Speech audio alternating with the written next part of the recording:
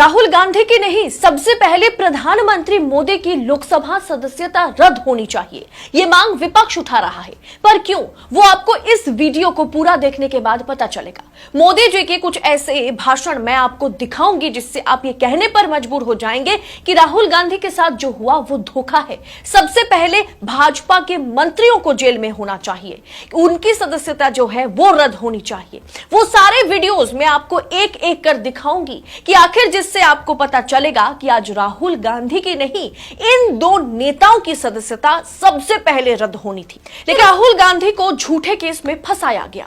ये मांग जो है, ये दावा जो है वो विपक्ष कर रहा है और अब ये मामला सुप्रीम कोर्ट में भी जा पहुंचा है। विपक्ष जो है इस मुद्दे को लेकर के सुप्रीम कोर्ट पहुंचा है। लेकिन राहुल गांधी के साथ जो हुआ उस पर विदेशी सांसद से लेकर विदेशी मीडिया तक इस घटना को इंडियन डेमोक्रेसी पर बड़ा थ्रेट मान रहे हैं।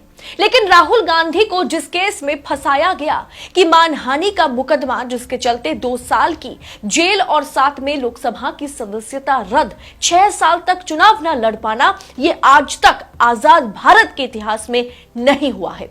अब गौर कीजिए इस रिपोर्ट पर।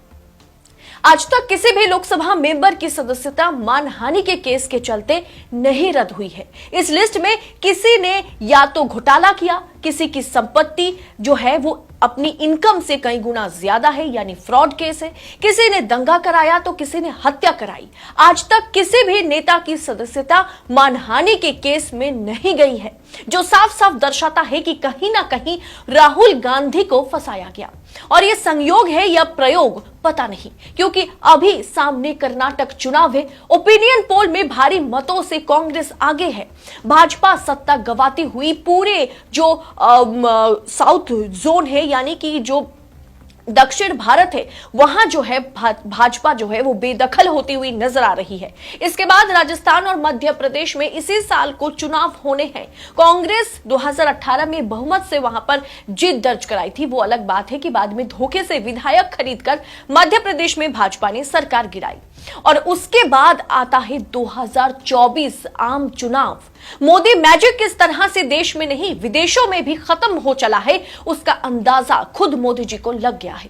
इसलिए जो आज तक आजाद भारत के इतिहास में नहीं हुआ कि मानहानि के केस के चलते किसी को 2 साल की सजा सुनाई गई और सदस्यता चली गई उनकी, ये पहली बार हुआ है।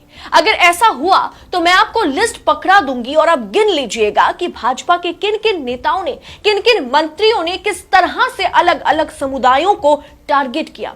विपक्षी नेता मंत्रियों का नाम ले लेकर के उनका अपमान किया और इस लिस्ट में सबसे ऊपर नरेंद्र मोदी का नाम है। उस हिसाब से अब उनकी भी सदस्यता रद्द होनी चाहिए। मोदी जी ने इसी साल गुजरात चुनाव में केजरीवाल को नक्सली कहा था। भरी सभा में कहा था कि गुजरात में अर्बन नक्सल घुसने का प्रयास कर रहा है। સરદાર સરોવર ડેમ ને રોકવા માટે ભરપૂર કોશિશ કરી અને આ અર્બન નક્સલ હવે નવા રંગરૂપ સાથે પ્રવેશવાની કોશિશ કરી રહ્યા છે।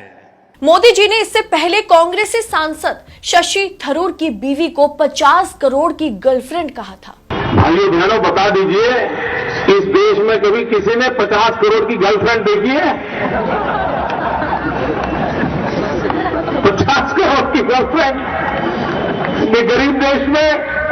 और उस समय इतना माहौल खराब हो गया, उनसे इस्तीफा ले लिया गया। अभी भी उन मामले वैसे ही वैसे लटके हुए हैं। कल भी उनको फिर से एक बार मंत्री बना करके बाइज्जत बरी कर दिया गया। कांग्रेस का ये कल्चर देखिए।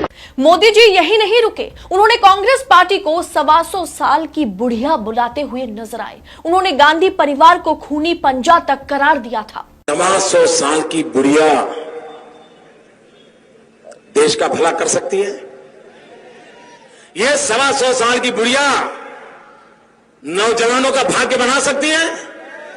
ये 125 साल की बुढ़िया बेंगलोर की जिंदगी बदल सकती है, कर्नाटक की जिंदगी बदल सकती है, हिंदुस्तान की जिंदगी बदल सकती है। मित्रों, ये 125 साल की बुढ़िया कांग्रेस हिंदुस्तान पर बोझ बन गई है। इसके अलावा मोदी जी ने सोनिया गांधी को जर्सी गाय तक कहा था। जरा सोचिए बेशर्मी की किस तरह से हद पार होती है जब इस तरह का बयानबाजी कोई प्रधानमंत्री या कोई नेता करते हैं। और बाद में उन्होंने ये मंतव्य जो है, उन्होंने ये बयान जो है उन्होंने पहले दिया था और बाद में वो प्रधानमंत्री बने। ऐसे एक इंसान को देश की जनता ने सत्ता की बागडोर संभालने का मौका दिया था, लेकिन आज भी वो मौका का उपयोग कर रहे हैं या दुरुपयोग किए हैं, वो आप खुद बताएं। लिस्ट बहुत लंबी है दोस्तों। बाकी रही बात समुदाय को टारगेट करने की, उसके बारे में कौन नहीं जानता।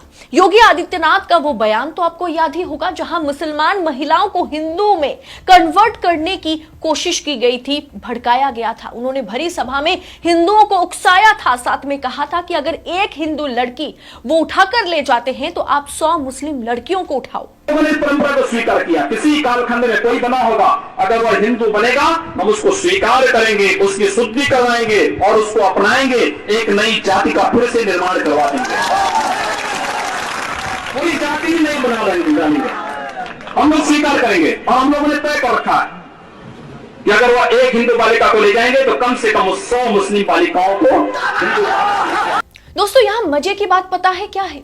योगी आदित्यनाथ पर केस सिर्फ मानहानि का नहीं, दंगा भड़काने का भी लगा था, हेट स्पीच का भी लगा था। लेकिन सबसे जो डबल स्टैंडर्ड है वो आपको यहां पर दिखाई देगा कि इस केस को ना 2022 में सुप्रीम कोर्ट ने डिसमिस कर दिया, ये कहते हुए कि योगी आदित्यनाथ का ये मामला 10 साल से कोर्ट में पड़ा हुआ है, इस याचिका में मेरिट नहीं है। ऊपर से अब आदित्यनाथ मुख्यमंत्री पद पर हैं, उनकी पद का एक गरिमा है, इस वजह से इस केस को चलने की मंजूरी नहीं दी जा रही है। यानी दोस्तों जहां पिछले साल सुप्रीम कोर्ट को योगी आदित्यनाथ की सदस्यता रद्द करनी थी, सजा सुनानी थी, वहां केस को डिसमिस कर दिया गया।